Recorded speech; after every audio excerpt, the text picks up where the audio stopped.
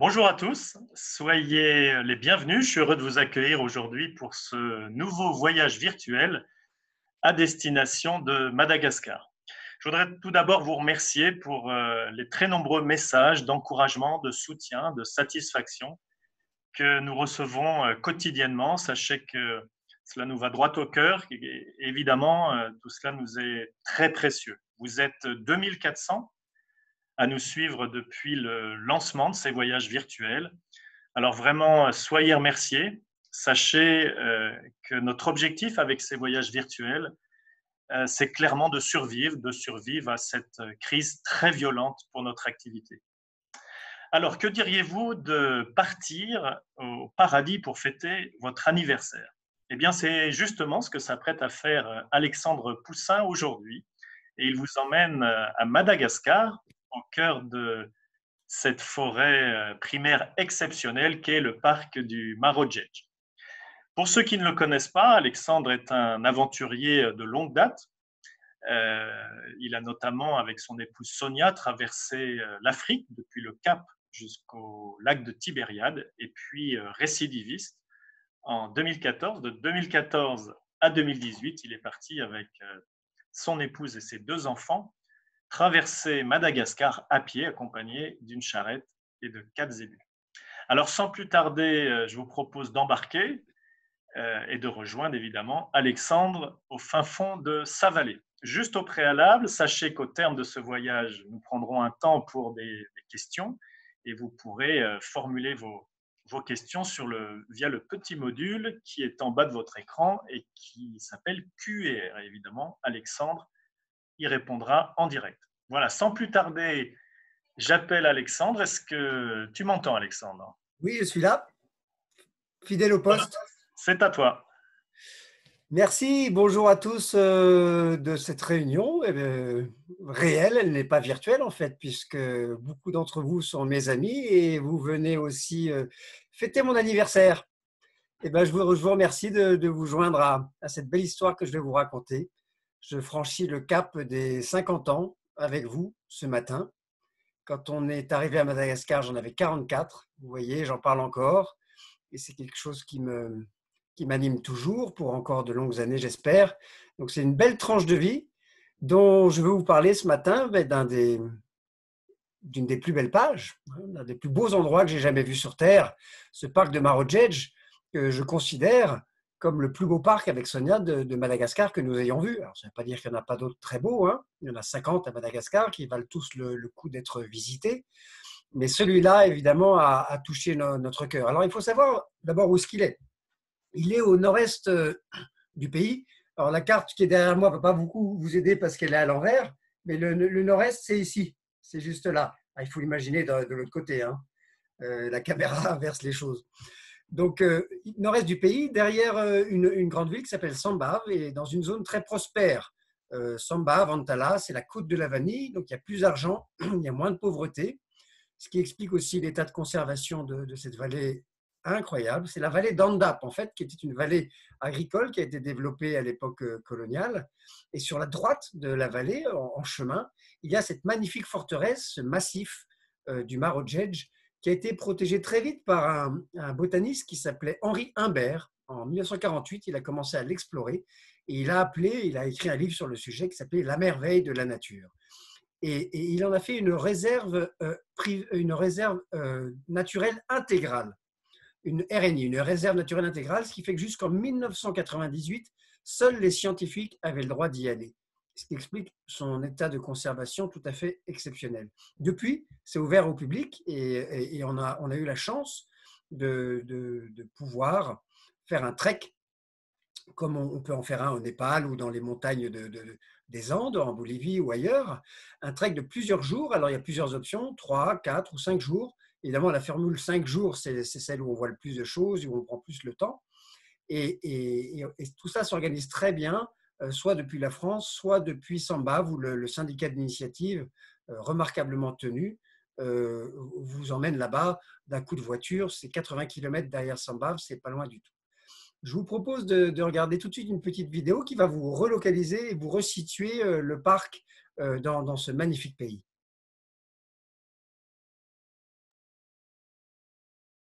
C'est plus facile, mais ça n'a plus grand intérêt. Nous atteignons Sambave en 4 petits jours. Au large de la ville se profile le massif montagneux du Marojej. Nous décidons aussitôt d'une excursion pour visiter son célèbre parc national.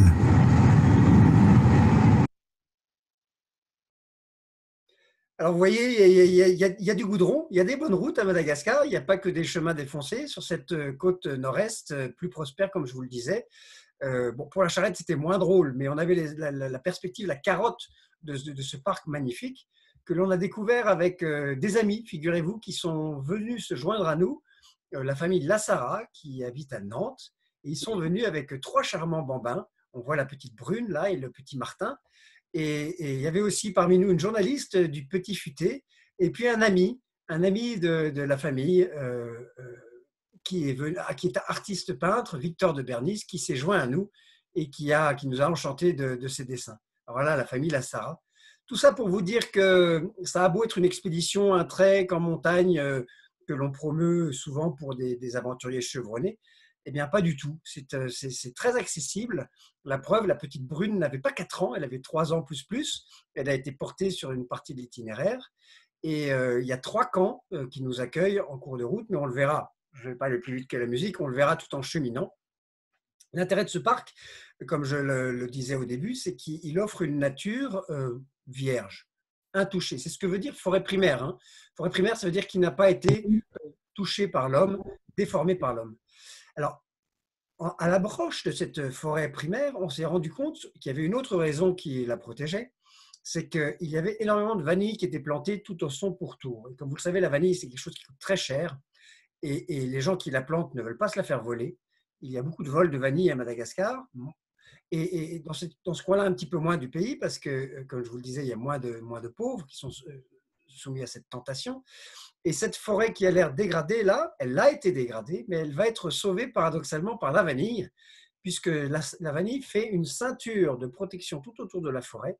Et comme personne ne peut y rentrer parce qu'il y a des gardiens et qu'ils se font tout de suite arrêter, les braconniers, les trafiquants qui abîment les autres forêts, les charbonniers, les pauvres charbonniers qui vont chercher leur pitance en forêt dans les autres coins de Madagascar, là, ils ne peuvent pas le faire aussi aisément grâce à cette vanille qui a un effet doublement salvateur, triplement salvateur. D'abord, il apporte plus d'argent aux populations locales qui ont moins besoin de détruire la nature. Ensuite, il y a cette ceinture protectrice. Et troisièmement, pour faire pousser la vanille, on le fait sous des ombellifères, elle a besoin d'ombre, elle a besoin de tuteurs. Donc on reboise, on replante. Alors, ce ne sont pas forcément des espèces endémiques locales, mais ça recrée un couvert forestier qui empêche le lessivage des sols et l'érosion. Donc la vanille est peut-être une solution pour lutter contre la déforestation des derniers parcs. Alors celui-là, en plus, il bénéficie de la géographie. C'est une citadelle imprenable, c'est une montagne très, très escarpée dont on fait l'ascension pendant plusieurs jours. Et je vous propose de commencer tout de suite à la découvrir avec ce petit film et ensuite on en parlera en photo. Nous sommes venus à Marojej pour découvrir les espèces endémiques de sa forêt protégée. Inscrit au patrimoine mondial de l'UNESCO en 2007, ce parc national de 60 000 hectares nous réserve d'autres surprises. Cette forêt, protégée de façon remarquable par les communautés locales, semble être le seul espace qui a réussi, non sans difficulté, à bannir les braconniers et les forestiers illégaux. Car la forêt bénéficie, elle aussi, du boom de la vanille dans la région. Regardez ce paysage, il y a beaucoup de destruction depuis 10 ans. Et maintenant, les gens ont de bons conseils pour faire le reboisement et planter des vanilles. Nous voyons l'exemple là. S'il y a des vanilles, on ne peut pas couper, on ne peut pas brûler. Seulement, on s'occupe du tout. Et la vanille, la priorité pour avoir de l'argent ici chez nous. C'est ça, donc pour vous, c'est un gage de protection pour la forêt. Oui, c'est ça. Voilà, donc là aussi, il y a une montagne à reconquérir avec la vanille. Oui, oui. En bas, il y a les rizières, ça sera toujours comme ça. Mais au moins, la montagne intermédiaire va être hyper productive en vanille, plutôt qu'en riz pluvial qui ne produit rien avec des rendements insignifiants. Oui. Donc chaque coteau va être reconquis petit à petit pour replanter de la vanille et préserver les petits isolats de forêt, comme celui-ci, qui ont été préservés des feux. Et à partir de là, de la biodiversité va pouvoir renaître. Peut-être aussi est-ce dû au relief escarpé de ces montagnes ou à la bienveillance des ancêtres des villages des alentours. Là, culturellement parlant, s'il y a une liane qui est naturellement attachée comme ça, cela veut dire... Où on passe par tous les étages de la végétation jusqu'à la végétation xérophile qui est en altitude, jusqu'à des lichens de haute altitude, on se retrouve presque au Kilimandjaro. Et donc, chaque étape a sa végétation particulière. Alors, dans les fougères arborescentes du début, après les bambous, alors là, tout de suite, on rentre dans un univers d'avatar. On est sur Pandora et on s'attend à ce que d'horribles animaux vous sautent dessus. Ce qui n'est pas le cas dans Marojejj parce qu'il n'y a pas de prédateurs, il n'y a pas d'animaux dangereux, il n'y a pas de serpents venimeux, il n'y a pas d'araignées venimeuses. Il y a 113 différents amphibiens et reptiles. Donc, c'est toute une batterie de caméléons que l'on s'amuse à découvrir au fil des marches. Il y a un petit sentier balisé avec des petites marches. Je veux signaler d'ailleurs l'intervention d'un Français qui a habité sur place très très longtemps, qui s'appelle Éric Mathieu, et qui a largement contribué depuis 1998 à la connaissance de cette forêt et à son ouverture au public. Il a fait un très très beau site qui s'appelle marojejj.com où vous pourrez retrouver toutes les fiches herpétologiques, donc les reptiles, ou botaniques de toutes ces espèces dont je vous parle. On peut peut-être regarder le film suivant. Alors, vous voyez, d'abord, avant le film, vous voyez le cadre. On arrive, on dépasse les fougères arborescentes et on arrive sur ces montagnes, sur ces plantes dont chaque spécimen est un jardin botanique en fait. On en profite et on le fait silencieusement, religieusement. On est dans un conservatoire et on se dit, mon Dieu, quelle chance on a d'être là. Peut-être qu'on peut embrayer sur le film s'il n'y a pas de problème technique.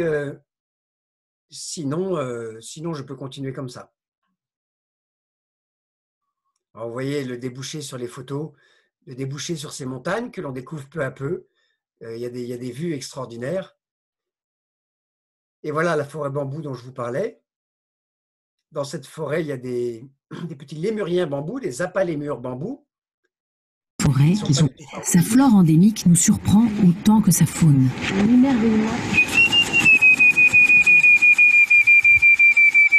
Nous croisons le très rare Eurysère de Prévost, l'oiseau symbole du parc. Voilà, il est en train de manger les feuilles des bambous. Vous voyez encore là, il y en a deux là. Une famille d'apalémures bambous ouvre la danse. Oh, j'en vois encore un autre derrière. Oh, c'est extraordinaire.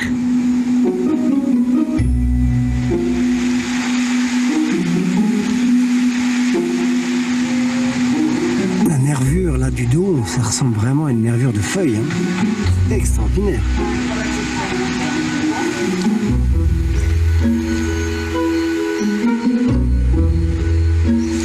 Ça, c'est Uroplatus lineatus. Là, c'est Uroplatus giganteus.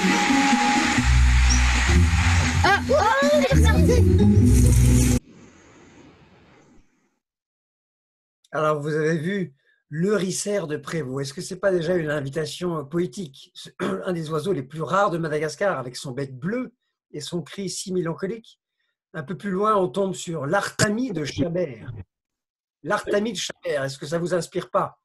Encore un peu plus loin, il y a l'Orioli de Bernier, décidément. Les noms anglais sont plus simples, hein, c'est des noms très descriptifs. Les noms français, moi je trouve, sont poétiques. Ils portent souvent aussi le nom de leur inventeur, leur découvreur. Alors le voilà, le palmier mirabilis. Je propose qu'on s'arrête un petit peu sur lui. Il n'y a que 3 pieds connus dans le monde de ce palmier. Il est endémique local de Marojejj. Il a été repéré dans les années 50 par les premiers botanistes. Et ces pieds-là sont surveillés évidemment comme des trésors de l'humanité.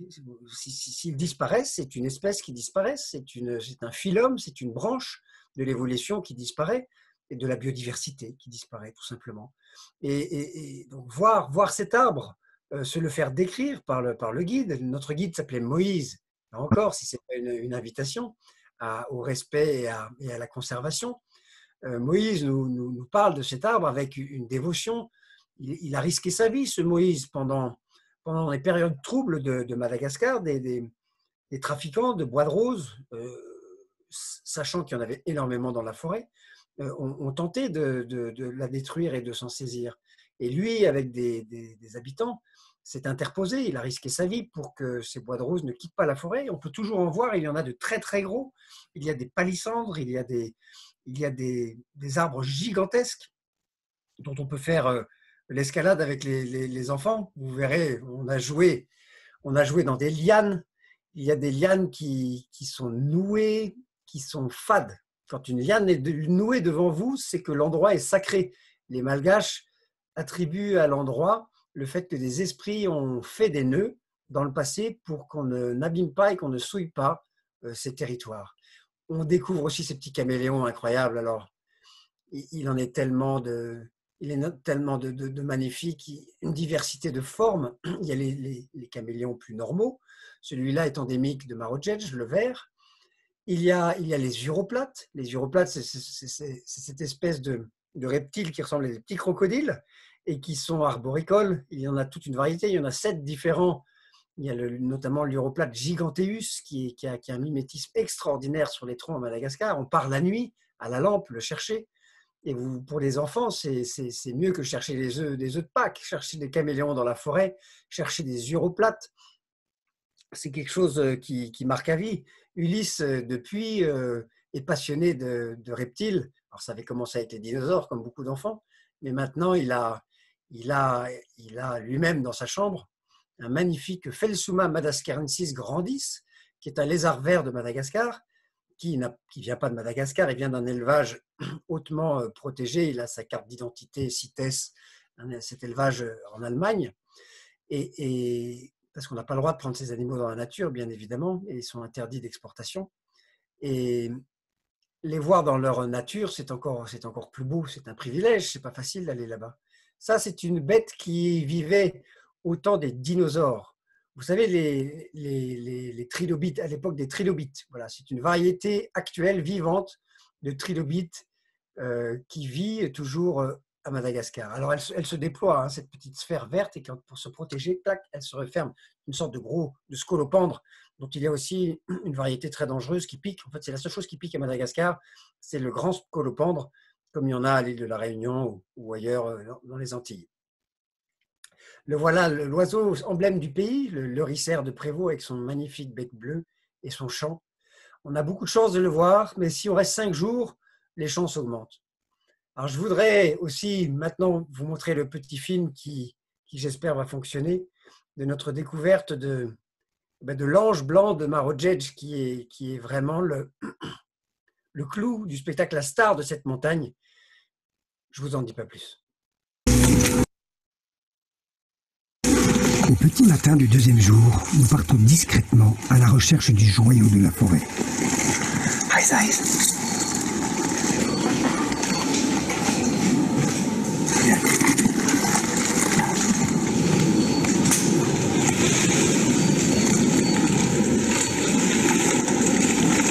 C'est une vision incroyable, fugitive. L'esprit blanc de la forêt de Marojej.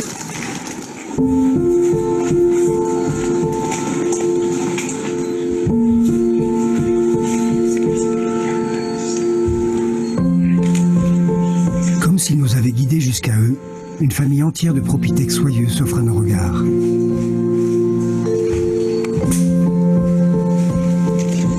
Ces grands lémuriens ont été décimés par la déforestation. Et il ne reste plus aujourd'hui que 517 individus qui ont trouvé refuge dans cette forêt préservée. Il est rarissime de pouvoir les observer. Et notre rencontre, bien que fugace, reste pour nous un cadeau incroyable.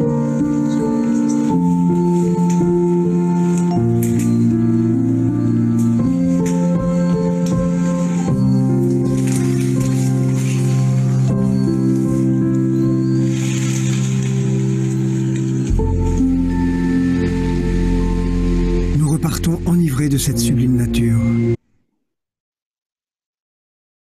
Alors vous voyez, waouh, comment ne pas être bouleversé par cette rencontre? Vous savez, on parle souvent de la nature en danger en parlant des éléphants. Il en reste 300 000. Des rhinocéros, il en reste 30 000. Là, je vous parle d'un mammifère, d'un primate, dont il reste 517 individus. En fait, 518, il y avait un petit qui était caché, c'était la bonne nouvelle de notre voyage qu'on a rapporté. 518 individus.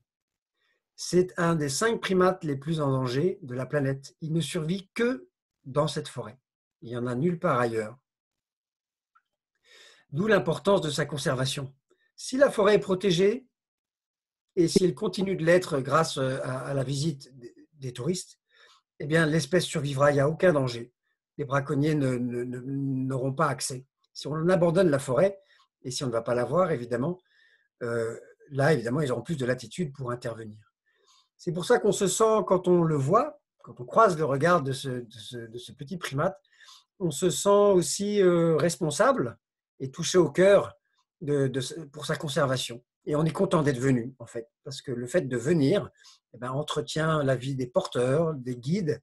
Moïse, sans visiteurs, serait désespéré. Et ce petit lémurien nous regarde et nous dit « Merci d'être venu ». Il nous a gratifié d'ailleurs de sa présence et de son passage. C'est quelque chose qu'on a obtenu après 4 heures, 5 heures de marche. Ce n'est pas évident, ce n'est pas facile, on le cherche. Il n'y a pas de balise GPS, il n'y a pas de tracker dans la forêt qui vous le serve sur un plateau. Il faut le mériter. On y va doucement, on prend son temps. Comme à Madagascar, on fait tout d'ailleurs en prenant le temps. C'est le mot amour du pays. Et voilà, la gratification est là. Et au coin de ces bouts de forêt, il y a des belvédères comme ça avec des vues plongeantes sur des cascades, sur des panoramas extraordinaires. Alors là, si vous voulez, je vais vous parler peut-être plus spécifiquement de l'aspect technique de ce trek. Vous voyez, il y a des camps, il y a 3 camps. Ça, c'est le camp 1 avec la salle de réfectoire où des cuisiniers, souvent vos porteurs, vous préparent le riz. Donc, ce sont des plats malgaches ou des plats locaux, mais qui sont très cuits, très bouillis, ça ne rend pas malade. On est bien abrité, tout est bien organisé. Voilà, ça cuit sur le feu et on est bien restauré en chemin. Il y a des porteurs qui portent les bagages parce que quand on est là-bas, évidemment, on n'a pas envie de trop souffrir. On a des appareils photo, on a des caméras, on a envie de ramener des images et des beaux souvenirs de ce voyage, ce qui n'empêche pas aux enfants de dessiner, de partager, de se baigner dans les ruisseaux. Il n'y a pas de bilharziose, il n'y a pas de choses dangereuses dans l'eau. Donc voilà, le petit Martin qui se baigne dans un ruisseau, c'est le paradis pour les familles en fait. Madagascar a une mauvaise réputation de pays dangereux, mais c'est une réputation complètement non méritée. Il y a des faits divers tristes qui s'y passent un petit peu partout dans le pays, une fois de temps en temps, mais l'intégralité du pays est super child-friendly and family-friendly.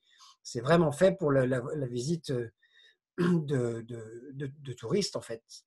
Vous voyez, Philae ne s'embarrasse pas de vêtements techniques. Elle a enfilé un jean, d'ailleurs, je ne sais pas d'où elle le sort, et elle fait l'ascension en tongs. La plupart du temps, d'ailleurs, elle était pieds nus. Parce que très rapidement, ça devient vertical et on s'accroche aux racines. Alors, ça devient pour les enfants un grand portique joyeux, où ils font des petits acrobaties de petits singes et de petits lémuriens en grimpant partout. Il ne faut pas glisser. En fait, c'est plutôt dangereux pour les gens comme moi qui sont costauds, solides et lourds. Si on se coince le pied dans une racine et qu'on tombe, là, effectivement, il va falloir des porteurs pour vous descendre parce qu'on peut se faire mal, en effet. Mais pour les enfants, c'est un formidable terrain de jeu parce que regardez les petites plantes et les fougères arborescentes, ils s'en lassent assez vite. Donc, il y a un côté ludique et progression parce qu'on ne fait que progresser. On monte vers le camp 3. Et le matin du camp 3, je vous propose de regarder une petite vidéo. Alors, vous voyez, là, on est en famille, on prend son temps, on n'est pas pressé, on n'est pas nombreux, il n'y a pas de groupe derrière soi, il n'y a pas de groupe devant soi. C'est des camps qui accueillent 20 personnes maximum, donc il y a un numerus clausus sur la montagne, donc on n'est pas très nombreux. On en profite vraiment pleinement, on n'a pas de pression et on a du temps. On ne fait que 5 km en 5 jours. Mais ces 5 km, ils sont comme ça. Donc, la progression est lente et fastidieuse. En point GPS, ce n'est pas impressionnant, mais on le fait en vertical, puis on redescend, etc., etc. On remonte des arêtes de montagne et le paysage s'éclaire et on débouche sur des fabuleux panoramas avant d'arriver dans la zone sommitale qui réserve encore des surprises.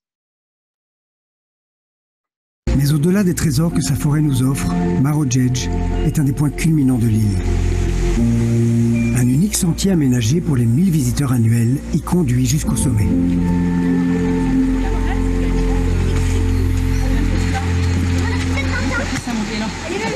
Nous sommes en route vers le camp 3.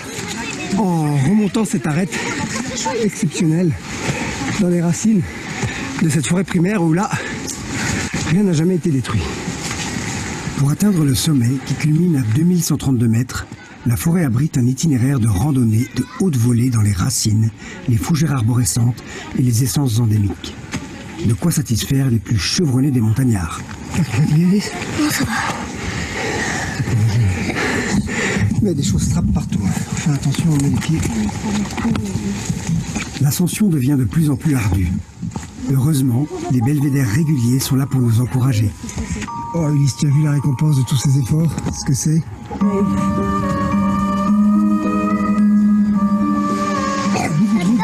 C'est beau, hein?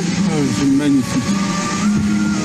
Tu te souviens, ce matin, il y avait cet énorme rocher. Ouais. Et le montant, on est au-dessus. T'as vu? Pas mal monté. Sur le parcours, 3 camps confortables nous permettent de reprendre de l'énergie pour ces 5 jours sur la montagne. Alors ce matin, on est reparti du camp 3 pour l'assaut du sommet. 2 km 3 de montée, mais c'est 2 km 3 point GPS. En fait, il y a peut-être 5 km de grimpette.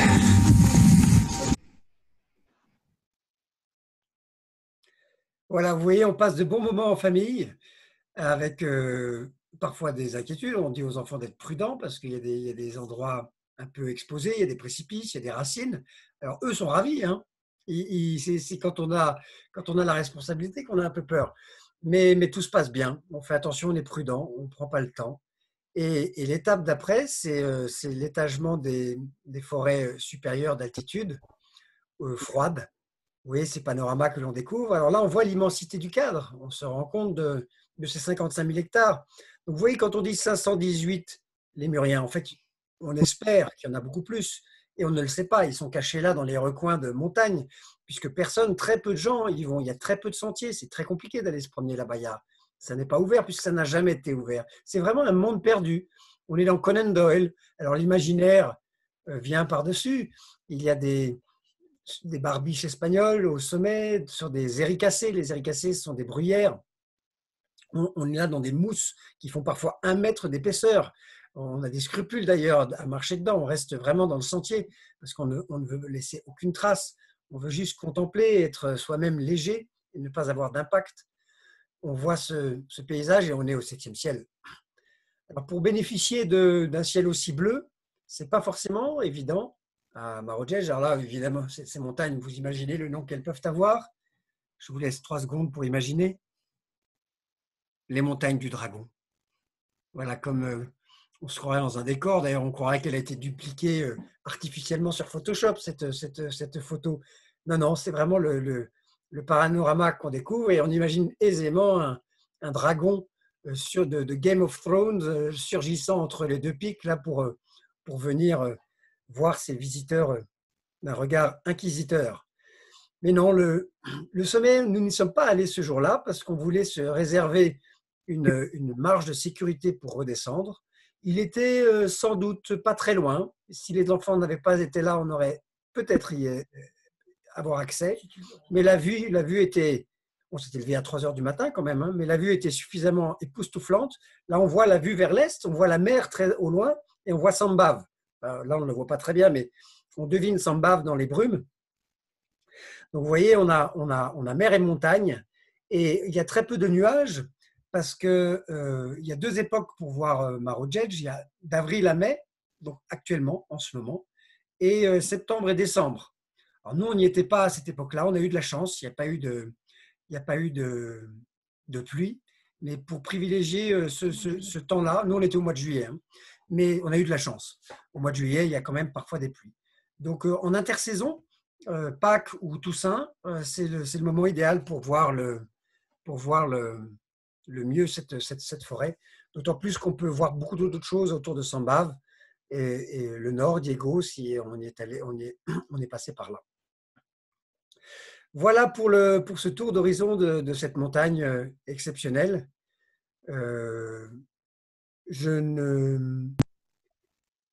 Après l'assaut final, je crois que On voit la chandelle.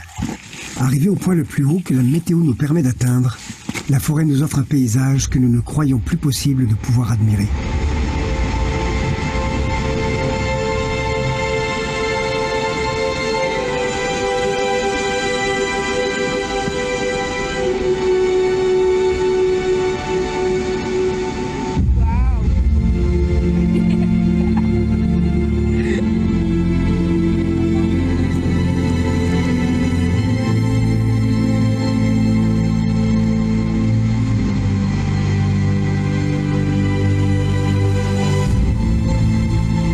Ça fait 3 ans, presque 3 ans et demi qu'on est à Madagascar et c'est la première fois qu'on prend autant d'altitude et ça vaut le coup. C'est la plus belle réserve de Madagascar, la dernière réserve où il y a une vraie forêt primaire intacte.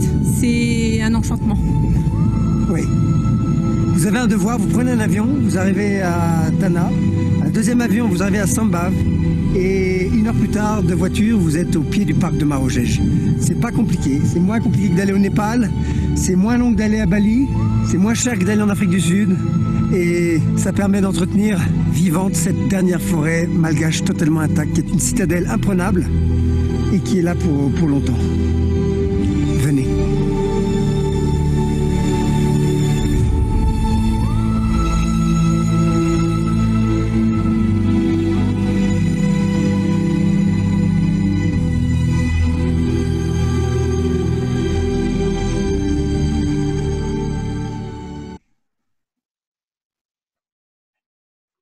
Voilà, c'est pour vous dire aussi que en allant là-bas, on fait du tourisme responsable en fait. On entend beaucoup dans les médias le fait que le tourisme, prendre des avions, ça abîme la planète. Oui, quand on le fait bêtement et qu'on va à l'autre bout du monde pour aller se mettre les doigts de pied en éventail. Mais quand on le fait pour aller contribuer à la sauvegarde des derniers espaces sauvages de la planète, ça a une utilité. Ce dont on s'en est rendu compte que les plus beaux endroits touristiques à Madagascar sont là où il y a le plus de touristes. Et les endroits les plus détruits, c'est là où il n'y a pas de touristes. En fait, les visiteurs agissent comme des gardiens de la forêt. Il faut se mettre dans la peau des Malgaches qui sont très pauvres et qui voient cette nature comme une source de revenus. Depuis toujours, ça a été le cas. C'était possible quand ils étaient 3 millions, mais à 30 millions, la nature est exsangue, elle n'en peut plus. C'est plus possible. Et comme les moyens de subsistance, l'emploi, le développement du pays sont plus lents que son développement démographique, la quadrature du cercle fait que la nature souffre de plus en plus et elle est exsangue. Alors, c'est simple, de 2 choses l'une, soit elle disparaît et puis c'est fini, on est dans un syndrome haïtien où il n'y a plus d'autre solution que de vivre de la générosité du reste du monde, mais ça n'est ni durable ni d'avenir avec les conjonctures qui semblent s'installer, avec cette crise que nous vivons actuellement. Donc, protéger la nature, c'est dans l'intérêt de ces populations pour conserver leur biodiversité et trouver d'autres sources de revenus. Ce n'est pas facile, ce n'est pas évident. La vanille en est une solution, le cacao, le café. Vous savez qu'il y a des trésors absolument magnifiques qui sont produits à Madagascar et qui sont largement sous-exploités ou mal exploités, qui redemandent à être relancés. Alors, la vanille, ça va, il y a encore un immense potentiel. Le café doit être relancé, il est très abîmé. Les pieds sont des vieux pieds coloniaux qui sont un peu en fin de course, mais le café malgache, c'est pour moi, après avoir fait le tour du monde, avoir bu tous les cafés du monde, celui du Yémen, celui d'Éthiopie, les cafés phares, le café du Kenya, de la Tanzanie. J'ai assez peu goûté les cafés sud-américains, mais je sais qu'ils sont très bons. Mais le café malgache, c'est une expérience ineffable. C'est gravé là dans votre cortex reptilien. Et tant que vous n'en rebuvez pas, vous êtes fébrile, vous en avez besoin. Il y a une accoutumance au café malgache. Donc, il en va de même du poivre. Alors, il y a le poivre sauvage de Madagascar, c'est un petit poivre noir avec une petite queue, là, c'est comme le poivre du Sichuan, mais il est tellement meilleur que le poivre du Sichuan. C'est ineffable le poivre de Madagascar, on en a ici. Alors là encore, il y a des pratiques qui doivent être améliorées parce que le poivre, comme vous le savez, c'est une liane, c'est une variété de liane grimpante qui monte un parasite. Et beaucoup de gens qui le récoltent, c'est plus simple de l'arracher, de la faire tomber, que de monter à l'arbre et de l'accueillir. Mais ce faisant, on détruit le poivre sauvage. Donc il y a plein de pratiques à retrouver ou réapprendre pour que les Malgaches eux-mêmes se rendent compte que leurs réserves, leurs ressources ne sont pas inépuisables, elles ne sont pas infinies. Il y a un dicton malgache qui dit, quand les poules auront des dents, on dit quand on sera arrivé au bout de la forêt de l'Est. Et en fait, les poules ont des dents maintenant puisqu'il n'y a plus de forêt à l'Est. J'en veux pour preuve la dernière forêt de la côte Est que nous essayons de protéger avec notre association qui s'appelle Razani Voéboul, les ancêtres de Voéboul, la forêt du même nom, Voéboul, que je vous engage à découvrir sur Internet. Vous faites Google Voéboul, ça s'écrit Voibola, V-O-H-I-B-O-L-A, et vous verrez qu'elle ne fait que 1400 hectares, elle faisait 2000 hectares, mais elle est très, très, très dégradée, très abîmée.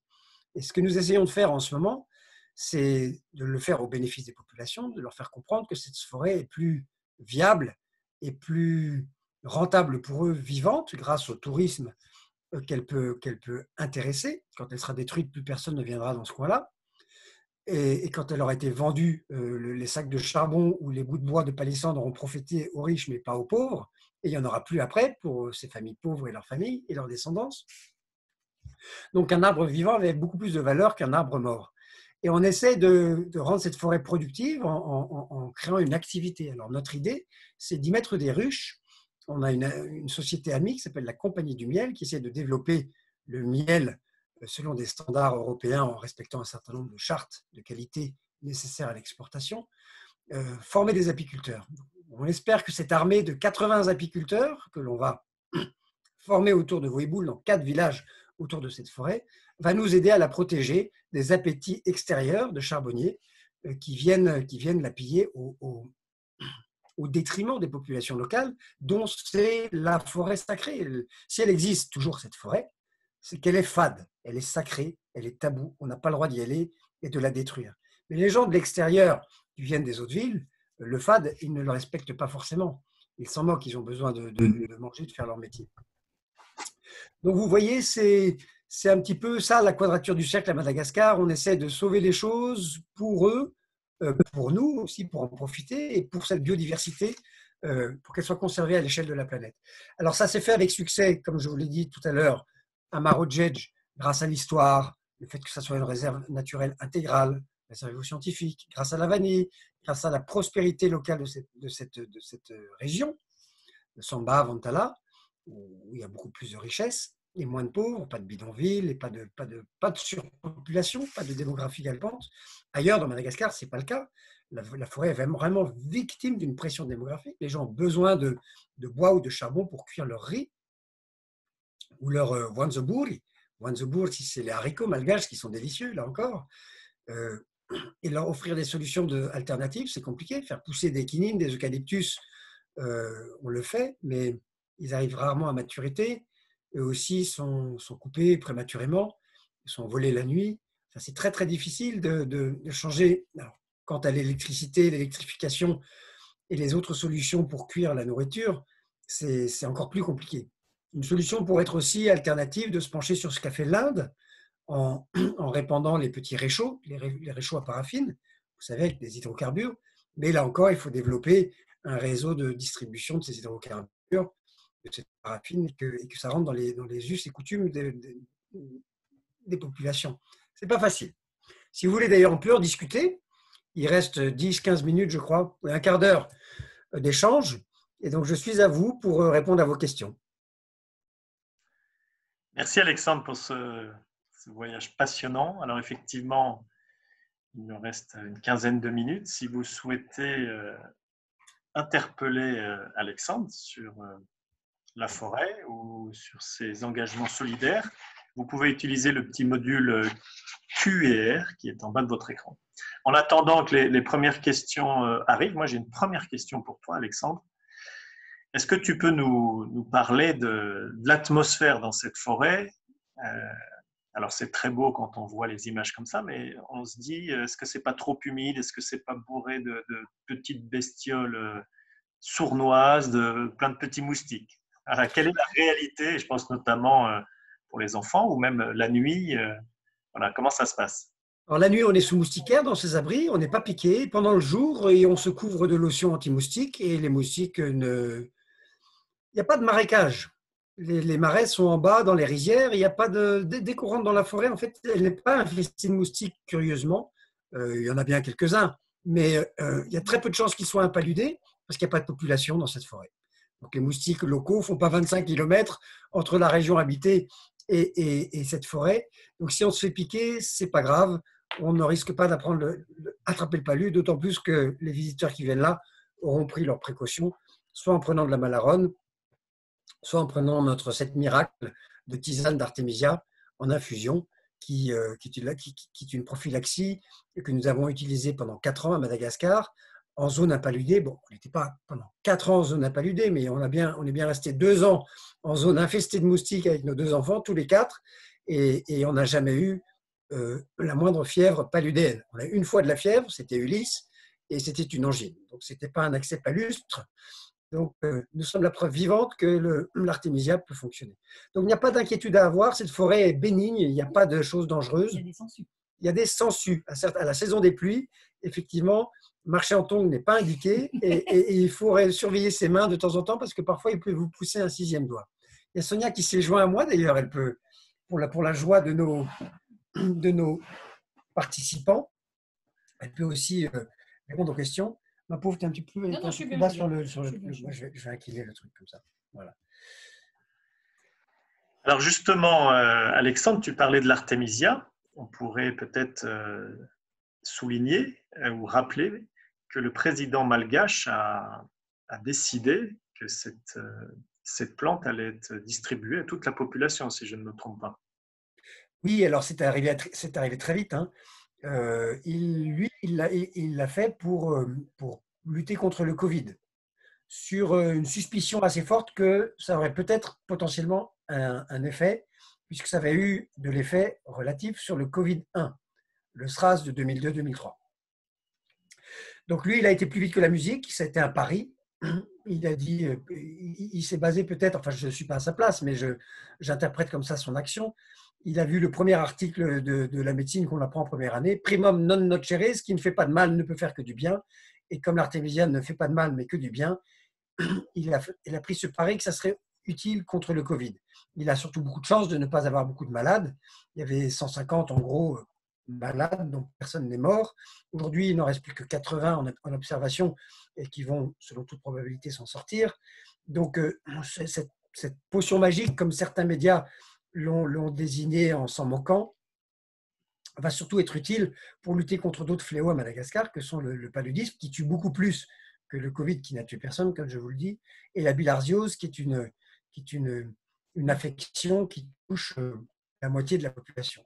Parce qu'à se baigner dans des marigots, dans les rizières, dans le canal des Pangalanes, on attrape ce parasite qui vous infeste pour la vie et qui diminue considérablement l'espérance de vie, puisque tous les organes sont atteints.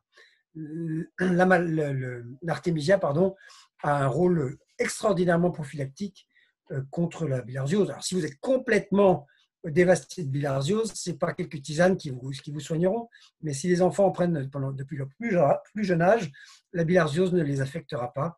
Ça, on a déjà le recul pour pouvoir le prouver. Donc, c'est plutôt une bonne chose. Comme le Covid ne va faire que passer à Madagascar, si cette boisson et ces tisanes et ces traitements perdurent, toute la population dont l'état sanitaire va s'améliorer. D'autant plus que Madagascar est le premier producteur mondial de cette plante, l'artémisia annua, après les Chinois, puisqu'ils la revendent au laboratoire qui en extrait un principe actif, l'artémisinine, pour faire les ACT, qui sont ces médicaments vendus en Occident, mais aussi à Madagascar, pour lutter contre le paludisme. Mais la tisane marche au moins aussi bien, sinon mieux, que les ACT pour les populations qui n'iront pas les acheter, qui n'y ont pas accès et qui n'en connaissent même pas l'existence. Il y a une question qui va un peu dans le même sens, une question de Jean-Claude. Alors, tu as en partie répondu. Pouvez-vous nous parler des plantes médicinales? Donc, est-ce qu'il y a d'autres plantes médicinales à Madagascar? Madagascar a une pharmacopée médicinale extraordinaire. Et il y a, j'en vous pour preuve, un laboratoire local qui s'appelle Homéopharma, qui a été fondé par un malgache remarquable qui s'appelle Jean-Claude Ratsimiron, qui en 2014 est le premier à avoir cru d'ailleurs en cette plante quand on lui a apporté les documents scientifiques qui prouvaient ce qu'on avançait. Et il a été le premier pharmacien sur Terre à sortir des gélules d'artémisia au bénéfice des populations bourgeoises, parce que ça coûtait 5 000 ariars, c'est-à-dire 1,15 €, donc pas gratuit. Et 1,15 €, ça paraît très peu cher pour nous, mais ça reste cher pour des Malgaches. Un salaire. Pas pour des bourgeois et des gens qui habitent en ville, mais pour les gens de la brousse, oui. Mais ce faisant, il crée un précédent. Voilà. Donc il y a toute une pharmacopée à Madagascar, le Manjavasaruch, le Niaouli, le Ravintsar. Il y a énormément de plantes endémiques locales qui font des huiles essentielles, qui font des traitements à pharmacopée traditionnelle reconnus sur place par une longue tradition de soigneurs et de thérapeutes. Une question de Guillaume qui demande comment se fait la gestion de l'accès à l'eau potable sur cette montagne. Y a-t-il des sources naturelles? Oui, alors, on ne s'en est pas préoccupé. Hein. L'eau qui ruisselle de la montagne, elle est plus pure que l'eau de Vittel ou de l'eau de Vaudevik. Donc, elle n'est pas infectée par des parasites, comme je vous le disais. Alors, on l'a filtrée quand même. On avait des petits filtres à cartouche comme ça. Sinon, elle était bouillie. Ou les guides savent quelles sont les sources qui sont potables sans besoin d'être filtrées. Il n'y a pas d'habitants. Il n'y a pas d'habitants, elle n'est pas souillée. Et plus on monte en altitude, plus elle est pure. De toute façon, moins elle croupit, moins elle est dans la jungle. Donc l'eau n'a jamais été un problème. Il y en a partout. À Marojej. Une question de Virginie à propos d'altitude. Quelle est l'altitude du sommet du Marojej? Alors je crois que c'est de mémoire 2132 mètres. Donc, ça ne paraît pas très haut comme ça, mais je peux vous assurer que le grimper dans la jungle, c'est une autre paire de manches parce qu'on part presque du niveau de la mer. Hein. Ouais. Je dois quand même rajouter qu'Alexandre a été un peu modeste, mais quand même, la dernière phase d'ascension est vraiment acrobatique. Sportive. Hein. Ouais.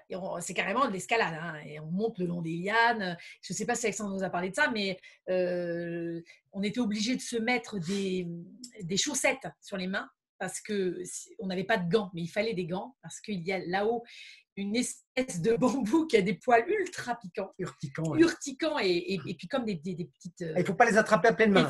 Évidemment, quand on glisse, on s'attrape à une racine, on se rattrape à quelque chose, et en général une liane ou quelque chose, et en général à des pieds de bambou. Et là, ça, c'est un truc qui fait très, très, très mal. Donc, on était tous munis de chaussettes aux mains. Mais si on part de France, on pense à prendre des gants de jardinage, par exemple. Alors, une question je la recherche, voilà, une question de Chris. La population, notamment les gardiens, vivent-ils en lisière et dans quelles conditions? Avec quelle formation et quels moyens, si vous pouvez nous répondre là-dessus? Alors, on n'en a vu que deux. On a vu un des chefs guides de la forêt de Marojej qui s'appelle Moïse, qui, comme je vous l'ai dit, a vraiment contribué à sa sauvegarde. Lui, il vit bien. Il vit bien, mais comment dirais-je? Il a eu un AVC récemment et donc il a perdu son boulot et beaucoup de fonctions vitales. Il n'est pas mort, mais il avait besoin de 5 000 € de soins, de médicaments, etc. Donc Éric Mathieu a lancé une collecte pour lui, on a contribué, beaucoup de gens qui le connaissent ont contribué. C'est pour vous dire que même quand on a beaucoup de chance, un salaire et qu'on est au-dessus de la mêlée et au-dessus du panier à Madagascar, ce qui est le cas des guides, et les gens les plus riches du pays. Voilà, et de tous les gens qui ont accès aux Occidentaux et qui fréquentent des Occidentaux, souvent parce qu'ils parlent bien français. Parler français ou parler anglais est un atout considérable pour les Malgaches, qui ont désappris les langues à cause de la paupérisation du pays dans les 30 dernières années. Parler la langue est un atout considérable, puisqu'on peut travailler avec des touristes qui, eux, ont des espèces sonnantes et trébuchantes dans la main et qui payent relativement cher et qui sont généreux et qui payent relativement cher les prestations. Donc, ils ont un très bon niveau de vie, mais malgré tout, vous voyez, ça reste relatif pour se soigner. Et quand on a un problème, un accident de la vie, la société de providence n'existe pas, l'état de providence n'existe pas, la famille n'est pas aussi solidaire et généreuse qu'on pourrait le croire et qu'on aimerait le croire. Donc, on est très seul à Madagascar.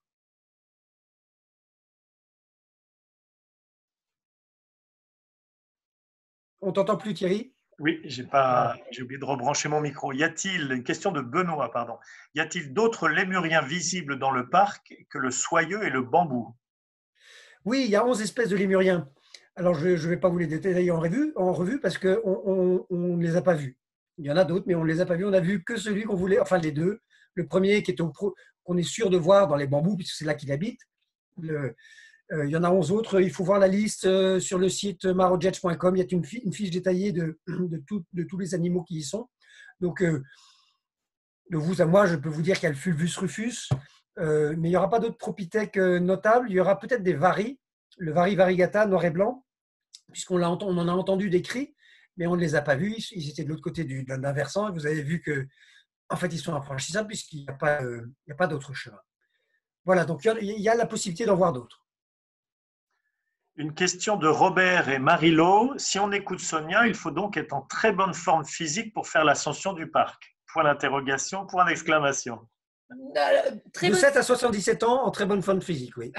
Même de 4, vous avez vu la petite brune avec 4 ans. Elle avait 4 ans, la petite fille. Aller au sommet juste le dernier jour, la dernière matinée, on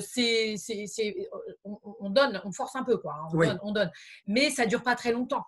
Mais on n'est pas obligé. Et il y en a qui sont restés, justement. Beaucoup de gens s'arrêtent au camp 1, d'autres au camp 2, d'autres au camp 3. On a le choix. Et on n'est pas obligé d'aller au sommet. Mais c'est faisable, hein, c'est vraiment faisable, mais en prenant le temps. Voilà, en prenant le temps. C'est tellement beau, ça vaut vraiment la peine. Mais il y avait plein de petits-enfants tout petits qui sont allés tout en haut. Hein. Et les parents sont restés prudemment. Il y a des fous furieux des palmiers qui restent dans la zone des palmiers pendant 3 jours parce qu'ils veulent les voir, ce sont des botanistes. D'autres sont des fous furieux des fougères arborescentes, ils font de même. Ah, moi j'adore. Voilà, nous on avait envie d'aller au sommet et d'ailleurs on n'est pas allé au sommet. On s'est arrêté juste en dessous. Voilà, par souci de sécurité, pour ne pas être à la course en redescendant, parce que c'est comme ça qu'on se fait mal. Une question de Laetitia.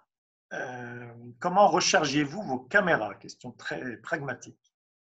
Alors, sur Marojej, il n'y a pas de moyen d'électricité, il n'y a pas de groupe électrogène, il n'y a pas de panneau solaire. Il faut avoir des batteries déjà chargées pour les 5 jours. Donc, moi, j'avais un drone, on avait 2 batteries. On avait la caméra qu'on utilisait avec parcimonie. Plusieurs caméras, des caméras pour faire des longues focales, pour voir justement les animaux qu'on ne peut pas bien filmer avec des caméras normales. Et sinon, partout ailleurs, à Madagascar, quand on est un touriste, on trouve de quoi recharger son matériel, il n'y a pas de souci. Nous, notre charrette, elle était équipée, on avait un panneau solaire et une grosse batterie, on n'a pas manqué d'électricité pendant 4 ans, mais la charrette n'était pas avec nous. Une question d'Alexandre. De quoi vivent les habitants dans cette partie de l'île? Y a-t-il de l'élevage de zébus? Alors, oui, alors c'est une particularité à Madagascar. Là, il y a très peu de zébus sur toute la côte est d'abord, parce qu'il n'y a pas de piste, il n'y a pas de charrette, et les rizières se travaillent autrement. Et au nord-est, il n'y en a pour ainsi dire pas. Les zébus sont importés du nord, et d'ailleurs on a vu des transhumances de zébus, parce que comme c'est des gens riches, comme je vous l'ai dit sur la côte est, grâce à la vanille, grâce à la girofle, grâce au poivre, c'est des gens beaucoup plus riches qui ont un pouvoir d'achat, grâce au vétiver, qui ont un pouvoir d'achat, et donc ils achètent de la viande qui arrive sur pied, menée par des espèces de cow-boys incroyables qui viennent du nord et de Diego, où là il n'y a plus du tout d'herbe, de forêt, et il y a beaucoup plus de pâture pour l'herbe et les zébus. Donc les gens sur place vivent de rizières. Il y a des rizières. Andap est une fabuleuse vallée risicole. Ça s'est fait malheureusement au détriment de la forêt vierge à l'époque coloniale. Il y avait des grandes exploitations forestières aussi qui ont contribué largement à la disparition de ces espaces forestiers. Et depuis, ça a été la prédation, le bois de rose, le palissandre, l'exportation vers la Chine, ça a été dramatique. Aujourd'hui, ça semble stopper. Les trafiquants ne trafiquent plus, en tout cas plus au grand jour, et les populations vivent du fruit de leur travail, c'est-à-dire des cultures de riz et de toutes ces cultures dont je vous ai parlé. Beaucoup de vanille, hein, quand même. Donc, comme je vous le dis, c'est la région la plus riche de Madagascar et les gens ne sont pas à plaindre et le niveau de vie est très supérieur. Je peux vous raconter une petite anecdote hyper rigolote. Un jour, on se promenait, on se promenait pas du tout, on avançait en chemin et on parle avec un Français perdu qui était là, on ne savait pas ce qu'il faisait. Il tenait un petit bar au milieu de nulle part, une espèce de grande hutte très très belle.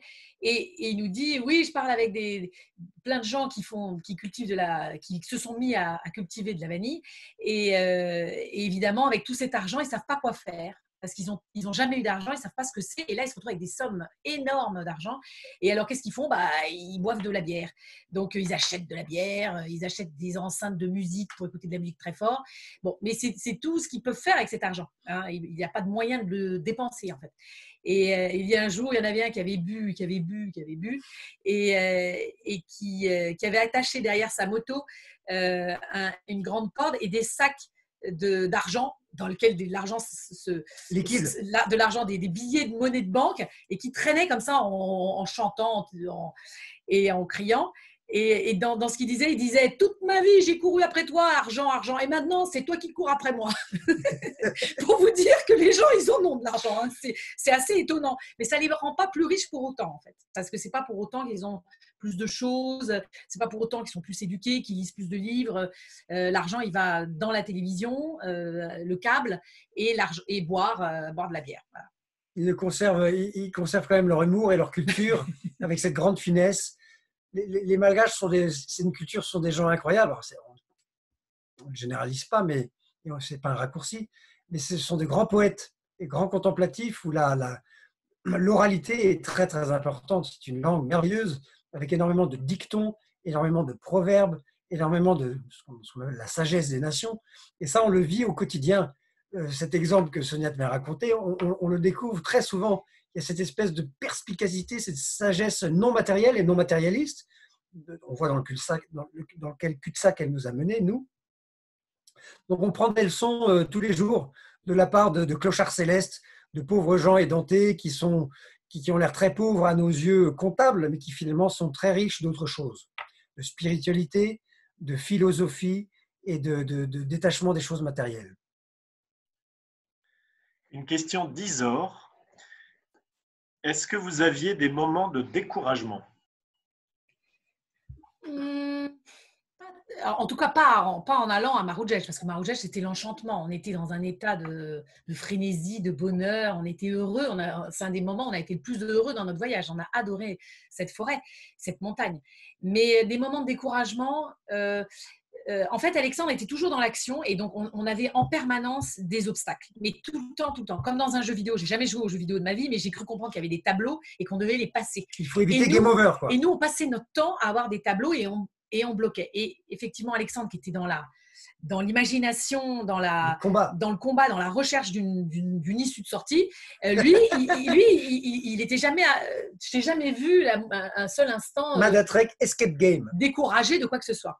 Nous, on n'était pas découragés, mais on pouvait être lassés.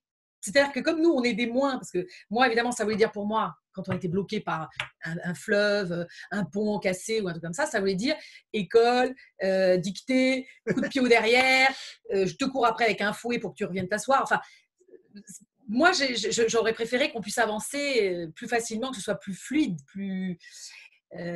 moins haché, quoi, comme progression. Donc moi, je pouvais avoir des moments, pas de découragement, jamais, mais un petit peu de... Voilà. Mais pas Alex, hein, en tout cas, ça, c'est sûr. Quand on voyait les difficultés inouïes que vivent les Malgaches au quotidien et quand on a vu le courage extraordinaire qu'ils ont, la résilience pour dépasser tous ces problèmes, quand on rencontre des personnages comme le père Pedro, comme le père Émeric Aliodainville dans la mission de Tanzumwa, au sud-est du pays, à Voipen, qui s'occupe de 300 handicapés qui sont arrivés là, des quatre coins du pays, et qui, lui, ne se décourage pas. Comment ça serait indécent de se décourager? On tient parce que tout le monde tient, parce que le pays tient. Les Malgaches ne se découragent pas. Ils vous offrent tous les jours une leçon d'existence, de résilience, de courage face à l'adversité, parce que leur vie est si dure, si difficile. Et quand vous avez ces hommes extraordinaires, ces figures, on en a rencontré tellement, des bonnes sœurs perdues en pleine brousse qui tiennent leur petit bout de monde à bout de bras, leur bout d'école, de dispensaire, qui sont le seul recours pour ces populations abandonnées par un État très lointain qui se soucie plutôt de sa survie que de celle de son peuple, parce que le pays est enclavé, parce que tous les réseaux de transport et de distribution sont cassés, parce qu'il n'y a pas de route, parce qu'il n'y a plus d'administration du pays. Ces gens-là doivent se débrouiller tout seuls. Et vous rencontrez ces gens qui vous donnent une formidable leçon de courage. Nous, on a vécu au diapason de ces gens-là. Donc, on ne voyait plus toute cette catastrophe permanente qui a été notre voyage. On ne la voyait plus avec ce regard de parcours du combattant. Parce que quand on voit les films aujourd'hui, on se dit, mais comment est-ce qu'on a fait pour tenir, en effet? Parce qu'en fait, la perception de notre réalité était à l'aune de ce que les Malgaches perçoivent eux aussi. Bon, le fleuve, il est là. Bon, on va le traverser en pirogue et puis voilà. Et la montagne, on va la contourner. Et quand il pleut, ça mouille, on s'arrête. Quand il y a de la boue, on s'enfonce dedans. Le seul vrai péril, la seule véritable épée, il y en avait deux épées de Damoclès, c'était les bandits sur la côte ouest. Il y en a. Il y a des bandits qui volent des zébus. Et on était les seuls touristes de l'histoire du pays à avoir des zébus. Donc c'était un peu de notre faute quand même, on cherchait les ennuis. Donc là, on avait un petit peu peur, mais bon, on ne s'est pas fait voler nos zébus, on a rencontré 3 fois des voleurs et on s'en est sorti en discutant, etc. Et l'autre péril, c'est l'accident. Effectivement, l'enfant qui passe sous les roues de la charrette, les jambes cassées, la maladie bizarre qu'on peut attraper, parce qu'il y a quand même des maladies bizarres à Madagascar, la peste, le choléra, des choses comme ça, des maladies plus compliquées que le Covid, qui finalement font moins de morts, mais sont tout le temps là. Il y a la lèpre. Oui, c'était les seules inquiétudes qu'on ait pu avoir. D'ailleurs, on a eu très très peur sur la côte Est, parce que c'est quand même très... On était dans un endroit complètement inextricable. Et je me souviens très bien qu'une fois, les enfants ont attrapé une otite, ce qui est... Bon, c'est pas la fin du monde, hein, une otite. Ils n'en avaient jamais eu, donc on ne connaissait pas les symptômes, on s'en doutait. Et heureusement, donc ils souffraient beaucoup. Hein, ça faisait vraiment double très, très, très mal. Les deux, c'était une quadruple otite. Et dans la tente, ils se contorsionnaient comme des carpes, ils faisaient des bonds, ils donnaient des coups tellement ils avaient mal dans leur sommeil. Donc, on pense à la méningite, on pense et alors nous, évidemment, on flippait. Et je me souviens très bien qu'on a appelé en pleine nuit un ami médecin qui s'appelle Vincent Fleurin, qui est pédiatre, et qu'on l'avait appelé, il était minuit, un samedi soir, et qu'il il habitait au Mans. Et il nous a répondu, et il nous a très calmement donné, il a posé son diagnostic après qu'on lui ait donné tous les symptômes que nous on avait remarqués. Il nous a rassurés, et comme on avait les médicaments avec nous dans un espèce d'énorme Tupperware qui était comme une sorte de mallette de survie, on a pu leur donner le traitement et ils ont été sortis d'affaire. Mais c'est vrai qu'heureusement qu'on a eu cet ami fidèle qui nous a rassurés. Voilà. Mais ça a été quand même assez rare dans ce voyage. On a plutôt été un peu bénis des dieux. Malgré toutes les épreuves et les obstacles qu'on a pu rencontrer, rien n'était grave. On a l'air comme ça de parents inconscients, mais en fait, on n'était pas insouciants. On avait le souci permanent de la sécurité de nos enfants. On avait pour ça un contrat de rapatriement sanitaire éventuel grâce à Assistance Plus, un homme extraordinaire à Madagascar qui s'appelle Patrick Séjudo. Si vous allez là-bas, je vous engage à souscrire une assurance avec lui, ça ne coûte pas très cher, et lui il vous promet de venir vous chercher en avion, en hélicoptère, n'importe où, pour vous sauver et vous rapatrier sanitaire vers l'île de la Réunion.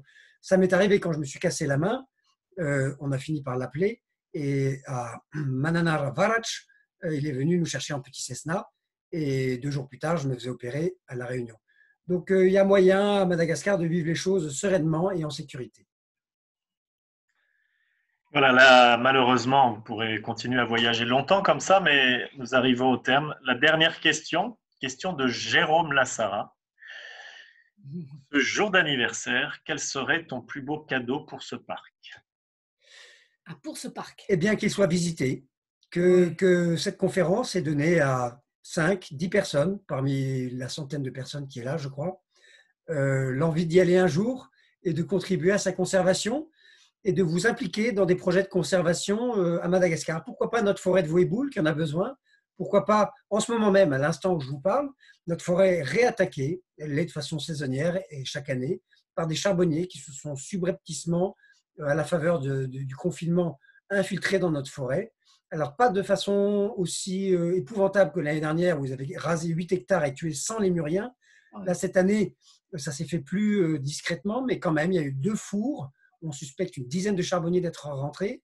On a dû envoyer une équipe de 10 personnes avec des gendarmes, faire venir le directeur des eaux et forêts. Il faut prendre ces gens en flagrant délit, dresser des procès-verbaux. Tous ces gens-là n'y vont pas gratuitement. Il faut leur payer des perdièmes. Un gendarme, ça coûte 30 000 ariars par jour. C'est pas de la corruption, c'est comme ça. Si on veut déplacer un gendarme pour faire, c'est comme ça que ça fonctionne. C'est officiel, il vous donne un reçu et c'est le prix de son déplacement et de son travail pour faire son travail. Donc ça a des coûts. Donc si vous voulez vous associer à cette histoire, il y a cette association que nous avons, Razani Voéboul, pour protéger cette forêt et financer ce genre de choses. Ce sont des dépenses qui n'étaient pas prévues.